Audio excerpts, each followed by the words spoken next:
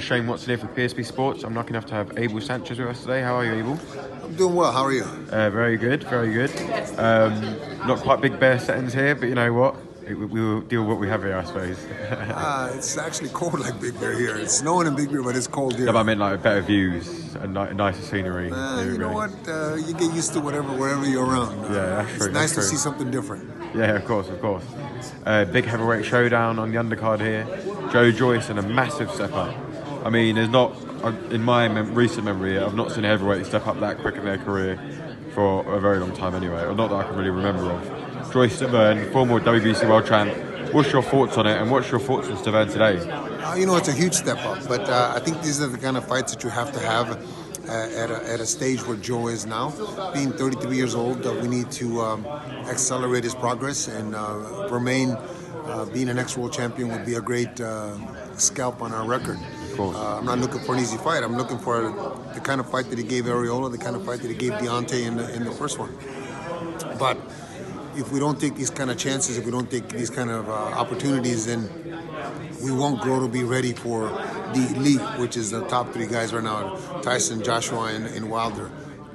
We hope to be ready for those guys by the end of next year, or by the end of this year and beginning of next.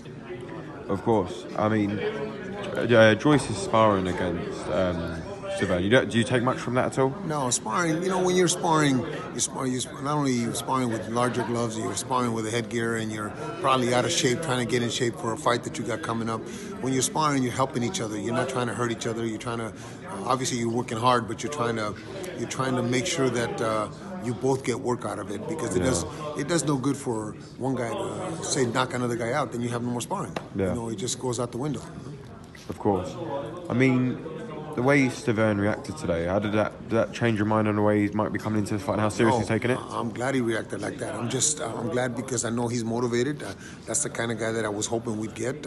I don't want a walkover. I want to fight where it teaches my guy what it's like to be at that level. He's going to have to deal with some adversity, and we're looking forward to that. We're looking forward to see how we react in the ring, and how we react outside the ring too. I know that you were obviously around when Fury and Joyce and stuff were sparring. Do you take a lot of confidence from seeing Joyce in them spars against Fury? Because they spoke very well with Joe Joyce in the spars as well.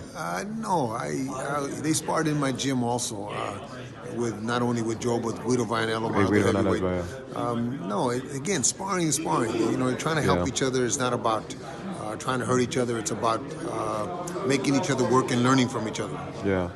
I mean, with Manuel Shah and Frezequendo being called off yet again, and now it looks like Manuel Shah's fighting Trevor Bryan for the WBA regular, would you be very confident, all being well, with Joyce coming through Stiverne, with Joyce fighting the winner of those two this year? Absolutely. I think we're the mandatory for that if that happens. That's the progression. That's why this fight with Romain is so important, because it's going to show us where we belong. Yeah, and also with it being a WBA eliminator now as well, which has been chucked in quite late as well. Correct. Yeah. No, it's that's why it's not too early. That's why it's at a perfect time, because how we win on Saturday night is going to determine where people place Joe in, not so much in the rankings, but just where he belongs as a heavyweight in the heavyweight picture. Of course, Ryan Martin as well. So last time he was out was against Josh Taylor. I was there. I was at that fight. It didn't go his way, and maybe it was experience, maybe the crowd got to him a little bit, maybe it was a load of those things. I'm baffled by how he fought that night. That wasn't the guy we had in the gym. That wasn't the guy that sparred all those rounds with some very, very, very good fighters in America. That wasn't the guy that I thought we were going to get that night. I'm sorry that the crowd didn't get the kind of fight that they expected. But hopefully Ryan sorts out some things in his life and comes back even stronger. Of course. Triple G as well. I mean, a guy that we're missing in the ring. Yeah, Triple G is on vacation, boxing vacation right now. He's on vacation from dealing with boxing issues. He's spending time with his family. He's met with everybody, all the networks concerned that are interested. in about the next 2 or 3 weeks, he will make a decision and he will announce it. I'm sure he'll have a press conference. He and Tom Loeffler are in constant contact, and they'll announce what the next step is. For right now, for me, I have to keep abreast of what is happening in my gym and with the guys that I have in my gym. Yeah, it is great to see that he's in such a powerful position still. That you've got everyone in the world is interested. Everybody that's asking, I'm sure that he knows that he is in that position. And when I go back and I talk to him and to Tom, I will. Obviously, I say all the things that are being asked, so that way he understands where he stands. Yeah, of course. Well, thanks for talking to us, Abel. We'll catch up with you ahead of fight night, and good luck with the fight, basically. Yeah. Thank you very much.